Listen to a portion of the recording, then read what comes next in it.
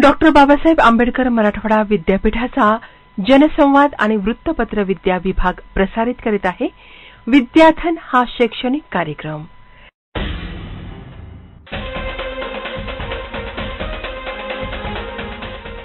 निर्मिती जनसंवाद आणि वृत्तपत्र विद्या विभाग.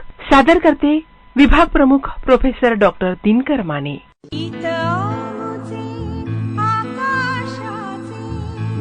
आमुचे सागराचे इतिहासाचे जनमनाचे गीत आमुचे जागराचे. नमस्कार रसिक श्रोते हो, ज्ञानवाणीच्या आजच्या विद्याधन या कार्यक्रमात मी संध्या तुम्हा सर्वांचं हार्दिक स्वागत करते.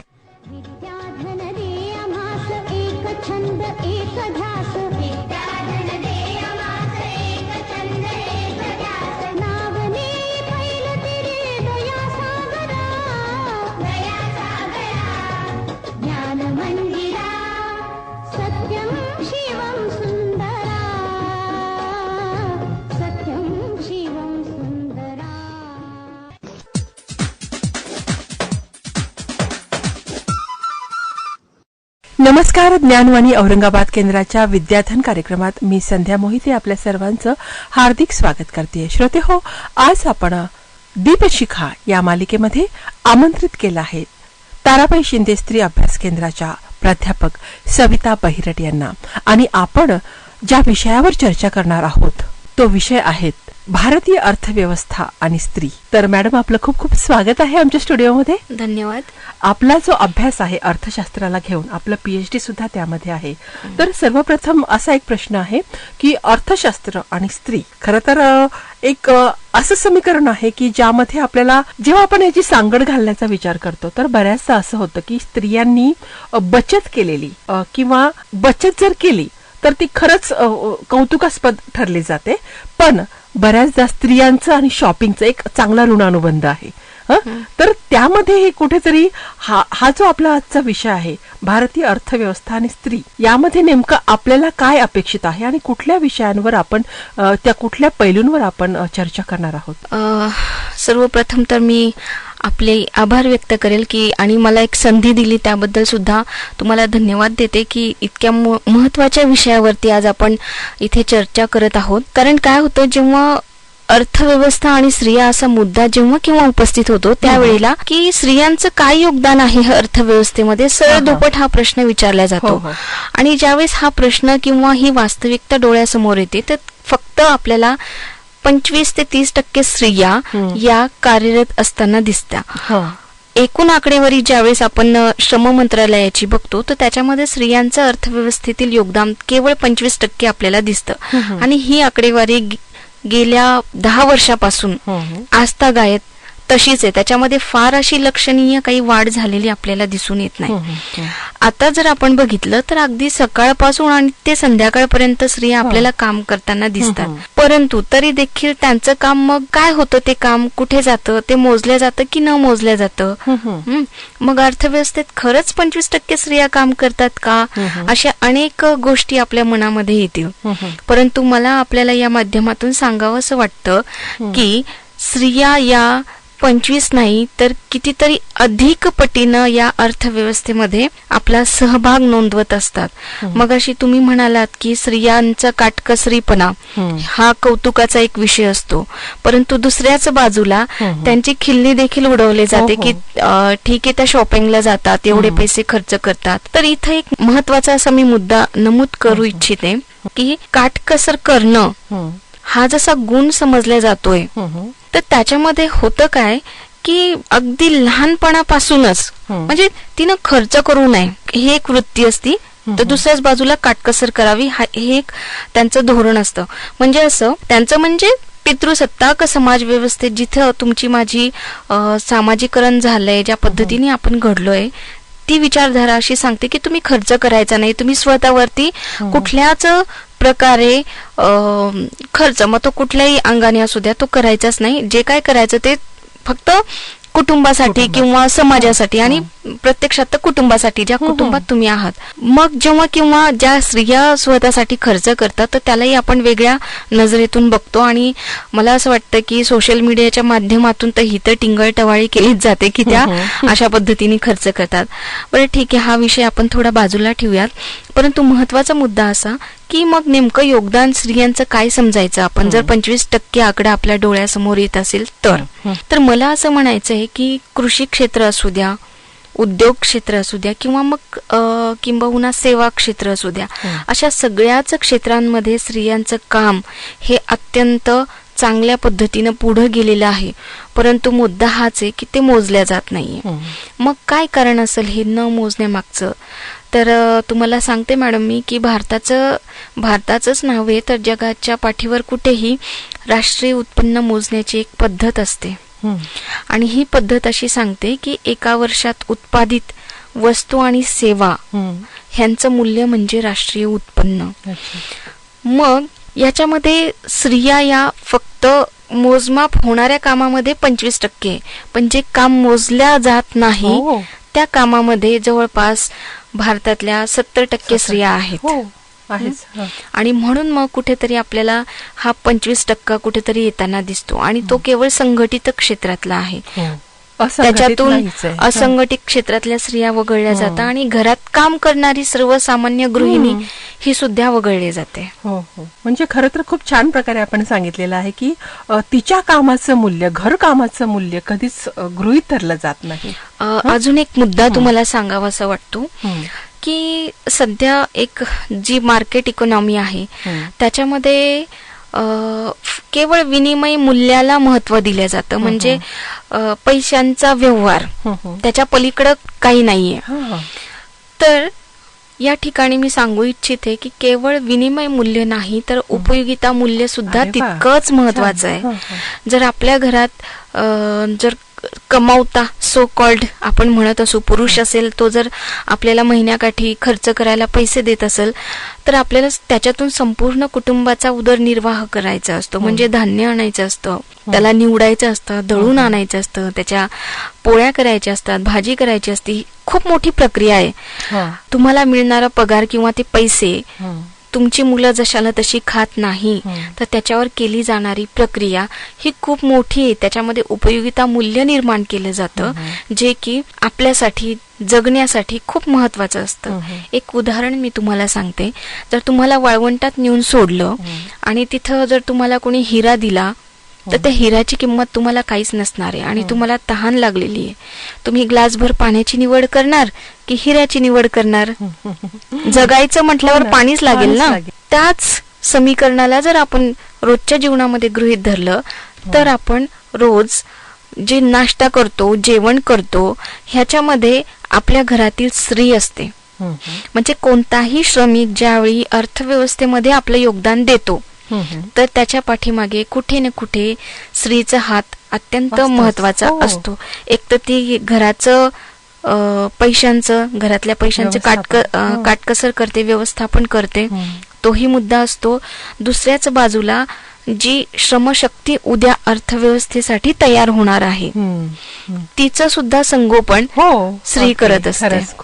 खूप बारकावे आपण टिपलेले आहेत. खूप छान प्रकारे सांगितलं आहे. कारण तो जेव्हा जातो घरातनं त्याच्या जाण्यामागं तिची धडपड सुद्धा असते, तिचं तयार करून देणं असतं, तिचं मुलांना सांभाळणं सुद्धा असतं, एक पिढी घडवण्याचं पण काम असतं. आणि ही उपयोगिता मूल्य आहे आणि हेच खरंच कुणीच याकडे लक्ष देत नाही आणि त्या दृष्टीने सुद्धा पाहत नाहीत. हा एक नवीन दृष्टिकोन आपण दिलेला आहे. खूप छान. नाही मॅडम, ते फार महत्वाचं आहे. कारण आज मार्केट इकॉनॉमीमध्ये केवळ आपण जो आज विकासाची चर्चा होती ना मॅडम, फक्त त्याच्या तो विकास नाहीये तर ती वृद्धी आहे, वाढ आहे, संख्येतली वाढ आहे. तिथे विकास ही संकल्पना आपल्याला काय सांगते की त्याच्यामध्ये गरिबीचं प्रमाण कमी व्हायला पाहिजे, सामाजिक विषमतेचं प्रमाण कमी व्हायला पाहिजे. अनेक मुद्दे आहेत बरोबर. समाजातल्या नागरिकांना चांगली सेवा सुविधा मिळायला हवे, चांगले रस्ते पाहिजे, चांगलं पाणी पाहिजे. हे कुठं मिळतंय का? अनेक समस्या येतात. लाईट शहरी भागात आहे, ग्रामीण भागात अजूनही खेडोपाडी लाईटची समस्या आहे, लोड शेडिंगचे प्रॉब्लेम आहेत, रस्ते नाही आहेत तिथं, शिक्षणाच्या सुविधा नाही आहेत, स्त्री पुरुषांमधला भेद टोकाचा झालाय, हिंसाचाराच्या घटना घडत आहेत. शाळेत नोंदणी जर आपण बघितली मुलींची तीही कमी आहे. मग विकासाचं कोणतं चित्र आपण डोळ्यासमोर ठेवतो आहोत, हा एक सगळ्यात महत्वाचा मुद्दा आहे. आणि जरी हे चित्र आपण समोर ठेवत असलो, त्याच्यामध्ये स्त्रियांना कुठं आपण कन्सिडर करतोय, करतच नाहीये. 25% खरंच स्त्रीचं योगदान आहे का? नाही. तुमच्या घरात तुमची आई असू द्या, माझी आई असू द्या, किंवा आपण असू देत, पहाटे 5-6 वाजेपासून उठतो, रात्री आपल्याला 10-11 12 वाजतात, पुन्हा दुसऱ्या दिवसाची तयारी करूनच आपण रात्री झोपतो. आणि ही प्रक्रिया चाललेलीच असते. याला कुठेही आपण एक माणूस म्हणून तिच्याकडे बघत नाही ना, तिचं कॉन्ट्रीब्युशन आपण या पद्धतीनं मान्य करत नाही. खरंच खूप चांगल्या प्रकारे आपण सांगितलेलं आहे. खरं तर भारतीय अर्थव्यवस्था आणि स्त्री एक खरं तर खूप दृढ संबंध आहे. फक्त तो आपल्या नजरेतनं आपल्याला टिपायचा आहे की स्त्रीचं योगदान या अर्थव्यवस्थेत किती महत्वाचं आहे आणि तिच्याकडे आपला दृष्टिक्षेप कसा असायला हवा. एक नवीन नजर आपण दिलेली आहे. खरं तर आपण या ठिकाणी घेऊया एक छोटीशी विश्रांती. विश्रांतीनंतर आपण पुन्हा या चर्चेला छेडूया. तू खुद की खोज में निकल, तू किस लिए हताश है? तो चल, तेरे वजूद की समय को भी तलाश है, समय को भी तलाश है. जो तुझसे लिपटी बेड़ियां, समझना इनको वस्त्र तू. जो तुझसे लिपटी बेड़ियां, समझना इनको वस्त्र तू. ये बेड़ियां पिघाल के बना ले इनको शस्त्र तू, बना ले इनको शस्त्र तू. तो खुद की खोज में निकल, तो किस लिए हताश है? तो चल, तेरे वजूद की समय को भी तलाश है, समय को भी तलाश है. चरित्र जब पवित्र है तो क्यों है ये दशा तेरी? चरित्र जब पवित्र है तो क्यों है ये दशा तेरी? ये पापियों को हक नहीं कि लें परीक्षा तेरी, कि लें परीक्षा तेरी. तो खुद की खोज में निकल, तो किस लिए हताश है? तू चल, तेरे वजूद की समय को भी तलाश है.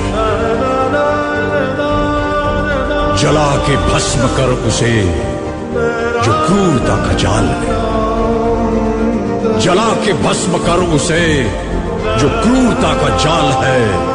तू आरती की लौ नहीं, तू क्रोध की मशाल है, तू क्रोध की मशाल है. तो खुद की खोज में निकल, तो किस लिए हताश है? तो चल, तेरे वजूद की समय को भी तलाश है, समय को भी तलाश है. चुनर उड़ा के ध्वज बना, गगन भी कपकपाएगा. चुनर उड़ा के ध्वज बना, गगन भी कपकपाएगा. अगर तेरी चुनर गिरी तो एक भूकंप आएगा, एक भूकंप आएगा. तो खुद की खोज में निकल, तो किस लिए हताश है? तो चल, तेरे वजूद की समय को भी तलाश है, समय को भी तलाश है.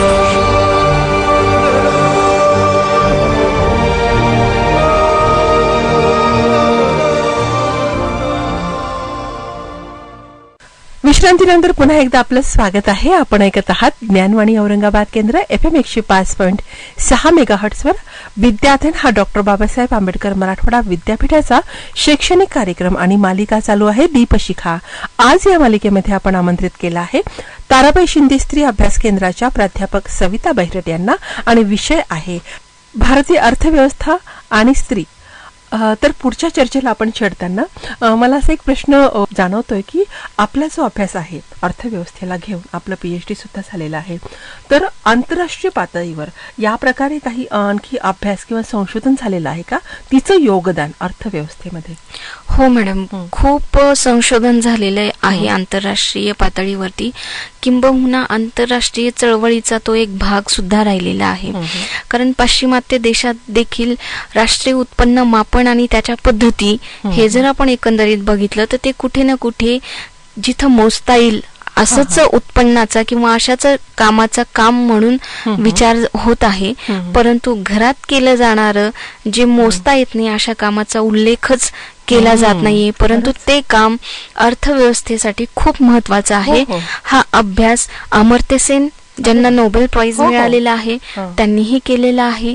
त्याचबरोबर मारिया मिस असतील, मारिया रोसा डला कोस्टा असतील, सिल्मा जेम्स असतील, त्यांनी सुद्धा घरकामाला वेतन अशा पद्धतीची मागणी केली होती. परंतु त्याच्यामध्ये सुद्धा जर मागणी केली तर त्याच्यातून एक होऊ शकतं की स्त्री आणि पुरुषांमधल्या कामाचा जो भेद आहे तो कदाचित वाढू शकेल. त्याच्यामुळे त्या मागणीला फारशी पुष्टी आंतरराष्ट्रीय पातळीवर मिळालेली नाही आहे, परंतु एक मागणी त्यांनी केली होती आंतरराष्ट्रीय पातळीवरती की चला घरकामाला वेतन वगैरे असावं.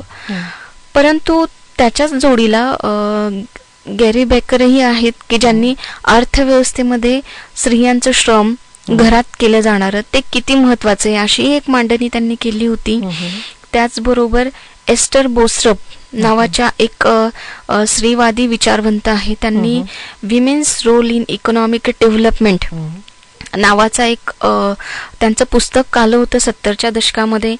त्या पुस्तकाने तर स्त्री चर्चा विश्वात फारच खरंच खऱ्या अर्थाने चर्चा झाली की बापरे, स्त्रियांचं किती मोठं योगदान अर्थव्यवस्थेत राहिलेलं आहे. आणि त्यातले त्यात कृषी क्षेत्रामध्ये बरोबर आहे, आजही कृषी क्षेत्रामध्ये फार मोठ्या संख्येनं स्त्रिया कामाला जातात, परंतु न त्याची मोजदाद न त्याचं उत्पन्न स्त्रीच्या हातात मिळतं.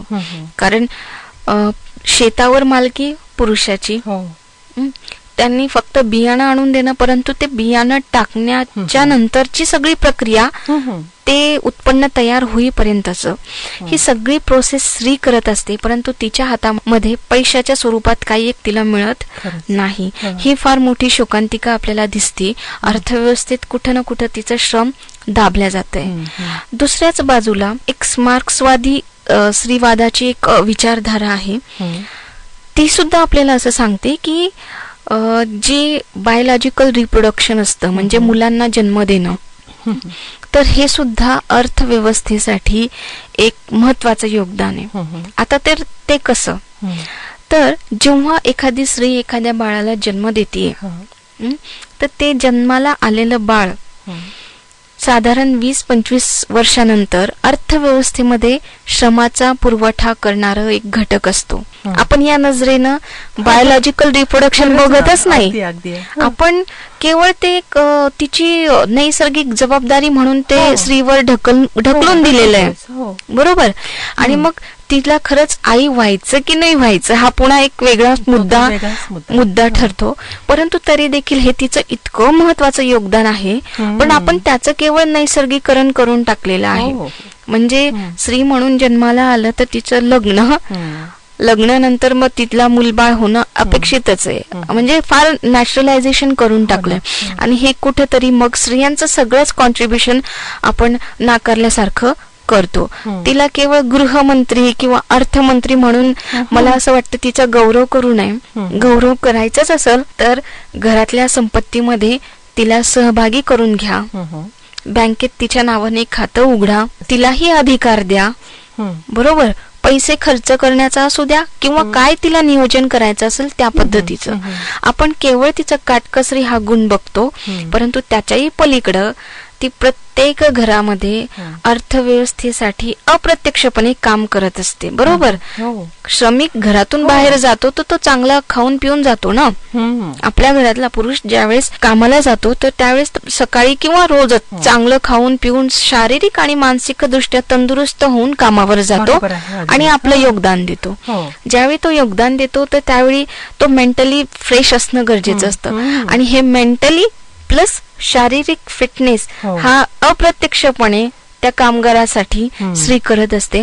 आणि म्हणून कुठं ना कुठं आपण स्त्रियांचा प्रत्यक्ष सहभाग तर घेतोच आहे, बट अप्रत्यक्ष सहभाग त्यांचा एकूण आकडेवारीत आला पण पाहिजे आणि त्याचं मूल्य समाजाने मान्य सुद्धा करायला पाहिजे. हे मला फार महत्वाचं या ठिकाणी वाटतं. केवळ गौरव करून होणार नाहीये, तर तिला संपत्तीमध्ये तिचा हस्तक्षेप असला पाहिजे, तिचा वाटा असला पाहिजे. दुसरी गोष्ट, तिला तिचा निर्णय घेण्याचाही अधिकार असला पाहिजे. आणि अर्थव्यवस्थेत म्हणजे मग राष्ट्रीय पातळीवरती असू द्या किंवा मग सगळीकडेच असू द्या, माझ्याही घरात असू द्या, तुमच्याही घरात असू द्या, तिचं कॉन्ट्रीब्युशन आपण मान्य करायलाच पाहिजे. अन्यथा याच्यातून काय होणार आहे ना, स्त्रियांचं जे दमन केलं जातं ना, ते कुठं ना कुठं तसंच मला असं वाटतं सातत्याने चालू राहील. कारण आर्थिक ज्यावेळी स्वावलंबन येतं त्याच वेळेस स्त्री बोलू शकते. अगदी बरोबर सांगितलं. तर आपण एक अप्रत्यक्ष तिचा सहभाग किती महत्वाचा आहे आणि तिला आर्थिक स्वातंत्र्य, कारण आपला जो विषय चालू आहे भारतीय अर्थव्यवस्थेचा चालू आहे आणि तिच्या सहभागाचा चालू आहे, तर आर्थिक स्वातंत्र्य तितकंच गरजेचं आहे जेणेकरून तिला स्वाभिमान येईल, तिला आत्मविश्वास येईल आणि तिचं प्रत्येक पाऊल ते आणखी सकारात्मक दिशेनं चालेल. आणखी ती कुठेही खच्चीकरण तिचं होणार नाही. खूप चांगल्या प्रकारे आपण सांगितलं आहे.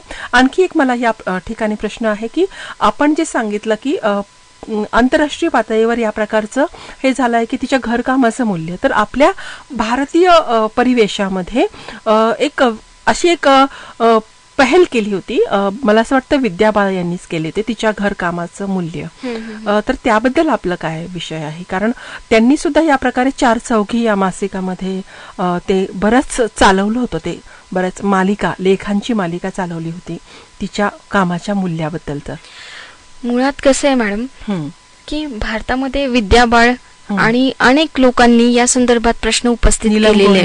हो हो हो, खूप जणांनी. कारण हा फार महत्वाचा मुद्दा आहे की तिचं घरातलं सगळंच काम त्यांनी पण तीच मांडणी केली जी मी आता बोलत होते. कारण मी जे वाचून आली आहे, जो अभ्यास केलेला आहे कुठे ना कुठे, मग या सगळ्या स्त्रिया असतील, विद्या बाळ आणि तुम्ही जे म्हणालात नीलम गोरेताई, हे सगळ्या स्त्रिया ज्या असतील, अनेक जणी, शर्मिला रेगे असतील, कुठे ना कुठे स्त्रियांच्या प्रश्नांना धरून ज्यांनी कोणी अभ्यास केलेला आहे त्या प्रत्येकाच्या अभ्यासामध्ये कुठं ना कुठं स्त्रियांच्या आर्थिक योगदानाविषयी मांडणी करण्यात आलेली आहे.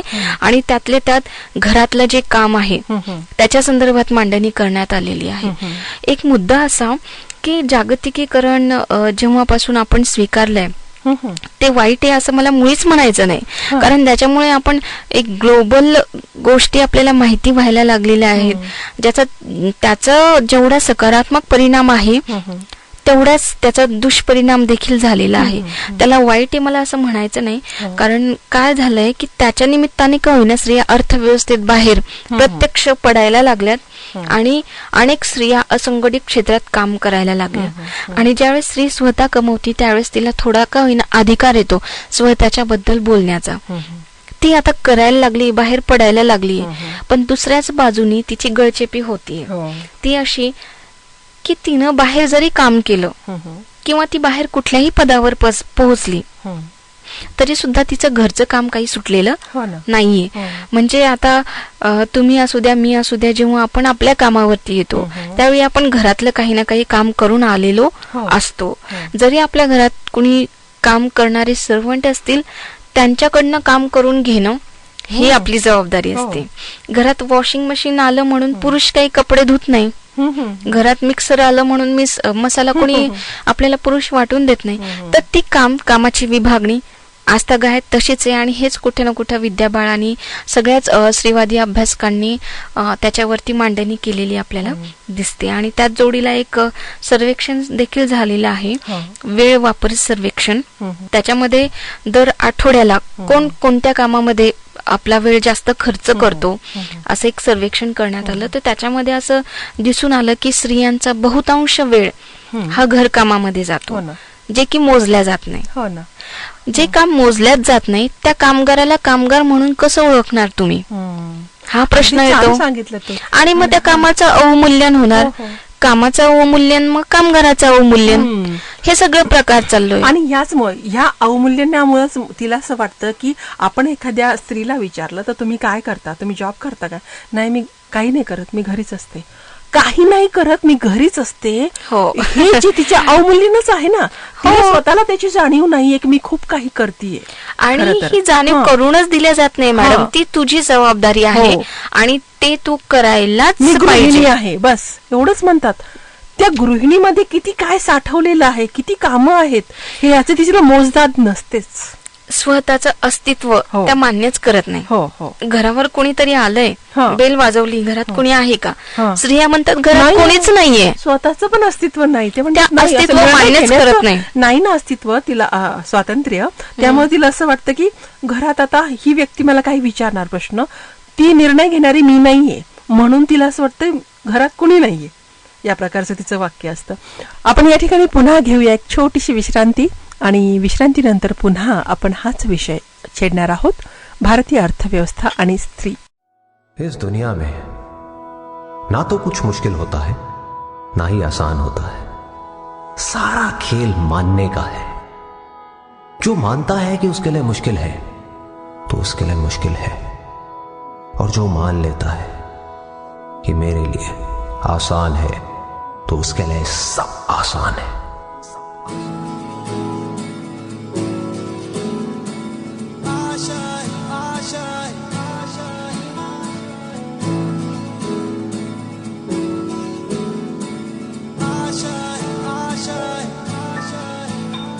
कुछ पाने की हो आस आस, कोई अरमा हो जो खास खास आशाएं, हर कोशिश में हो बार बार, करे दरियाओं को आर पार आशाएं. तूफानों को चीर के मंजिलों को छीन ले आशाएं.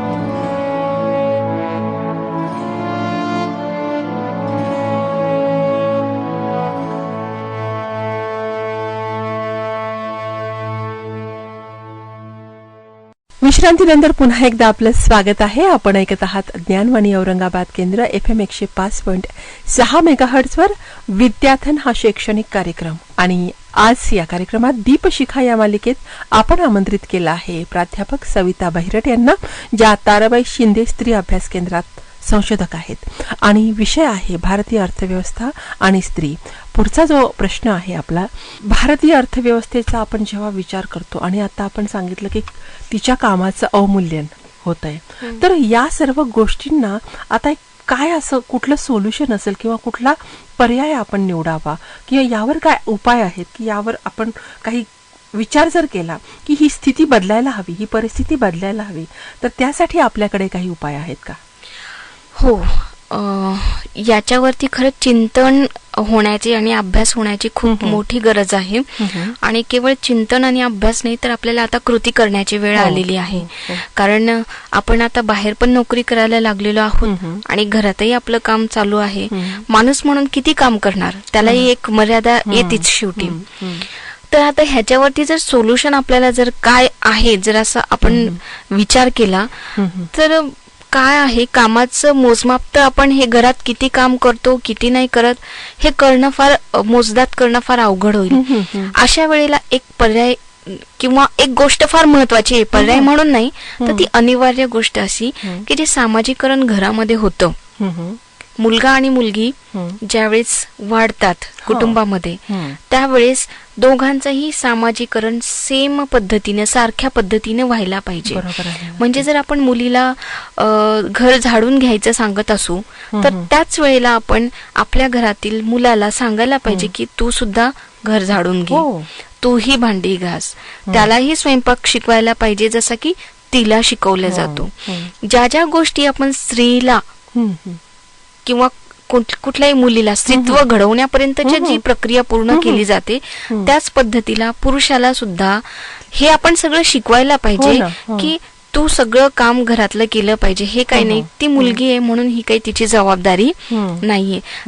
जितकी तिची आहे तितकीच जबाबदारी ही तुझी देखील आहे. आणि ज्यावेळेस आपण हे शिकवू मुलांना आणि मुलींना पण हे शिकवावं लागेल मॅडम की हे काही फक्त तुझं काम नाहीये, कारण हे शिकवावं लागेल. आता मी मगाशी म्हणालोत की ती स्वतःचं अस्तित्व मान्य करत नाही किंवा ती म्हणते की मी काही काम करत नाही, तर हे आपल्याला तिला सांगावं लागेल की बाई तू सुद्धा काम करतेस. तिला तिच्या कामाचं मूल्य वाटलं पाहिजे की मी काम करते म्हणून. आणि मुलग्यांना हे आपल्याला शिकवावं लागणार आहे की घर झाडणं, फरशी पुसणं, कपडे धुणं, स्वयंपाक करणं हे जसं स्त्रियांची किंवा तुझ्या बहिणीची किंवा मुलींची कामं आपण म्हणतो, तर ती कामं त्यांची नाहीयेत, ती तुमची सुद्धा कामं आहे. कारण तुम्हाला जेवायला लागतं, तुम्हालाही कपडे स्वच्छ धुतलेले घालायला लागतात. सगळ्याच गोष्टी एक सर्वसामान्य माणूस म्हणून जगताना ज्या ज्या गोष्टी स्त्रीला लागतात त्या तुम्हालाही लागतात. आणि त्यामुळं तुमचंही कर्तव्य आहे अगदी बरोबर की तुम्ही सुद्धा ही सगळी कामं करायला पाहिजे. हे एक एकदम महत्वाचं ग्रासरूट लेवलचं महत्वाची सुधारणा असं मी त्याला म्हणू शकेल की हे आपण प्रत्येकाने प्रत्येकाच्या घरात करायला पाहिजे. म्हणजे माणूस घडवण्याची ही जी प्रक्रिया आहे इथून सुरुवात होती, कारण जडणघडणीतनं त्यांची निर्मिती होत असते. आणि खूप चांगल्या प्रकारे आपण सांगितले, पण हे बऱ्याचदा पचनी पडत नाही आपल्या समाजात. तर त्यासाठी नेमकं आता आपला जो संदेश असेल आपल्या स्त्री वर्गाला, ज्या आपल्या श्रोता आहेत त्यांच्यासाठी आपला संदेश काय असेल नेमका? कसं आहे मॅडम, एक संदेशात्मक दृष्टिकोनातूनच मी शेवटची काही मांडणी करते की आपण लहानपणापासून कामाची विभागणी शिकतोय, जे की मी म्हंटल आता की आपल्याला तशी शिकवायची नाहीये. जबाबदारी ही मुलाला पण शिकवली पाहिजे जशी की मुलीला शिकवतो. हे झालं कामाच्या बद्दल. परंतु दुसऱ्याच बाजूला श्रमाची विभागणी करू नये किंवा सगळ्यांची जबाबदारी समान आहे हे जेव्हा मी सांगत होते, त्याच जोडीला एक महत्वाचा मुद्दा असा आहे की पुरुषी कामे किंवा बायकी कामे ह्या धादांत खोट्या संकल्पना आहे. कारण पुरुष चांगल्या प्रकारे स्वयंपाक करू शकतायत. याचं उदाहरण पाहिलं तर सगळ्या मोठ्या मोठ्या हॉटेल्समध्ये कुक हे पुरुष आहेत, स्त्रिया नाही. हॉटेलमध्ये नियंत्रण किंवा स्वयंपाकी पुरुष आहे, स्त्री नाहीये. स्त्रीला तिथं हेल्पर म्हणून ठेवला जातो.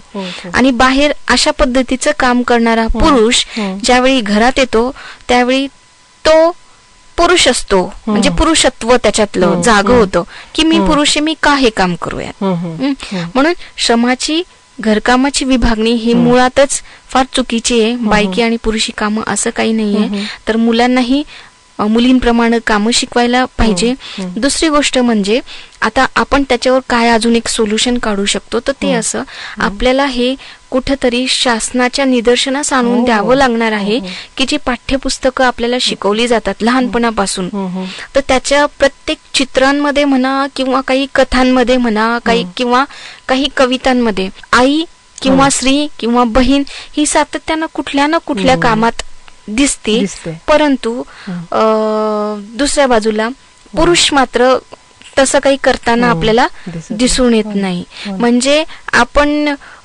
कुठंतरी अप्रत्यक्षपणे त्यांच्या मनामध्ये हे बिंबवत असतो की हे काम पुरुषाचं नाहीये. तर हे आपल्याला थांबवायला हवं. आणि स्त्री आणि पुरुष दोघांच्याही समान जबाबदाऱ्या आहेत हे आपल्याला सांगावं लागेल. पाठ्यपुस्तकांनंतर मुद्दा येतो तो प्रसार माध्यमांचा. प्रसार माध्यम आहे, मग हे प्रिंट मीडिया असो, इलेक्ट्रॉनिक मीडिया असो, आता नवीन आलेला सोशल मीडिया असो, ह्याच्यामध्ये जे कामाचं वर्गीकरणाच्या वरती येणारे जोक्स असतील किंवा स्त्रियांच्या वस्तू करण्याच्या संदर्भात किंवा मग डिटर्जंटच्या ऍड कोणत्याही बघून घ्या मॅडम तुम्हाला 10 ऍड अशा सापडतील की ज्या स्त्रियांचंच काम आहे असं सांगणारे आहेत, दर्शवलं जातं ना. मुलाचा शर्ट झाला तर तो खराब झाला तर तो आईकडे जाणार, तो पुरुषाकडे किंवा त्याच्या पप्पांकडे काही वडिलांकडे तो जाणार नाही. मसाल्याची ऍड असो, तेलाची ऍड असो, खूप ऍड आहेत अशा की ह्याच्यातून समाजातील जी लिंग भेदात्मक जी काय म्हणते विषमता आहे, भेद आहे कामातला, तो स्पष्टपणे दाखवला जातो आणि तो कळत न कळत तुम्ही आणि मी एक्सेप्ट करतो आणि त्याच्यामध्ये होणारा जो काही त्रास आहे ती सर्वसामान्य गृहिणी देखील सहन करत असेल. आता एखादा सण येऊ द्या, आपल्या घरात सण सुरू होण्याच्या अगोदर टीव्ही मध्ये सुरू झालेला असतो आणि ते बघून तिथली ती लॅविश पद्धती बघून आपल्या घरामध्ये सुद्धा बायका मरतात, कामं करतात, एवढे कामं करतात की त्या कामाला काम म्हणून बघितलंच जात नाही, त्यांचं कुठलं मूल्य नसतं. म्हणजे कोणी म्हणत नाही की आई तू आज एवढं मोठं काम केलं, किंवा आपली बहीण असं बहीण काहीतरी करते, आपण कधीतरी तिला मदत केली किंवा तिचं फार कौतुक केलं, असं कधी होत नाही. आपण आपल्या वडिलांना सुद्धा कधी बघितलेलं नाहीये आईचं कौतुक करताना.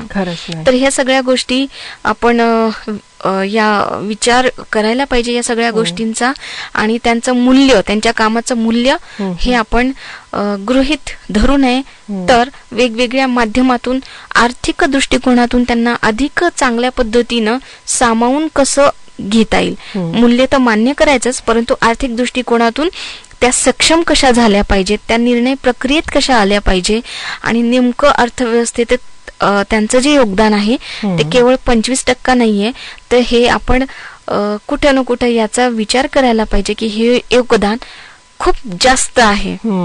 बरोबरीचे नव्हे तर बरोबरीपेक्षा म्हणजे 50% पेक्षाही जास्त आहे. निश्चितच. खूप खूप धन्यवाद मॅडम, आपण आलात आणि एक विषयाला घेऊन सांगोपांग चर्चा जी झाली आहे त्याने एक पेरणी झाली आहे विचारांची आमच्या श्रोत्यांच्या मनामध्ये. कारण आम्ही पण प्रत्येक मुलाखतीतनं एक वेगळा संदेश आमच्या श्रोत्यांना देत असतो आणि तो श्रोते एकदम स्वीकारतात आणि त्यानुसार त्यांचं खरं तर आचरण होत असतं. कारण आम्हाला जे फोन्स येतात, आम्हाला ज्या प्रतिक्रिया मिळतात त्यामधनं हे निष्पन्न होत आहे. खूप खूप धन्यवाद आपले. आपण ज्या विषयाला घेऊन इथं चर्चा केलेली आहे त्यासाठी आम्ही आपले स्टुडिओ तर्फे आणि ज्ञानवाणी औरंगाबाद केंद्र आणि विद्याधन शैक्षणिक कार्यक्रमातर्फे आपलं आभार मानते. धन्यवाद. डॉक्टर बाबासाहेब आंबेडकर मराठवाडा विद्यापीठाच्या जनसंवाद आणि वृत्तपत्र विद्या विभागाने प्रसारित केलेला विद्याधन हा शैक्षणिक कार्यक्रम आपण ऐकलात. निर्मिती जनसंवाद आणि वृत्तपत्र विद्या विभाग, सादर करते विभाग प्रमुख आणि nodal officer professor doctor Dinkar Mane. आज इथेच थांबूया. पुन्हा भेटण्यासाठी उद्याच्या कार्यक्रमात. संध्या मोहितेला निरोप द्या. ऐकत रहा FM 105.6 मेगाहर्ट्झवर ज्ञानवाणी औरंगाबाद केंद्र. विद्याधन दे आम्हास एक छंद एक ध्यास, विद्याधन दे आम्हास एक छंद एक ध्यास, नावने फैलते रे दया सागरा, ज्ञान मंदिरा, सत्यं शिवं सुंदरा, सत्यं शिवं सुंदरा.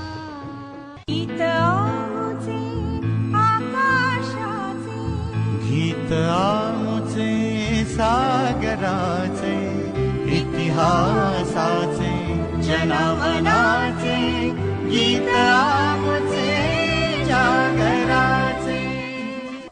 डॉक्टर बाबासाहेब आंबेडकर मराठवाडा विद्यापीठाच्या जनसंवाद आणि वृत्तपत्र विद्या विभागाने प्रसारित केलेला विद्याधन हा शैक्षणिक कार्यक्रम आपण ऐकलात. निर्मिती जनसंवाद आणि वृत्तपत्र विद्या विभाग, सादर करते विभाग प्रमुख आणि nodal officer professor doctor Dinkar Mane.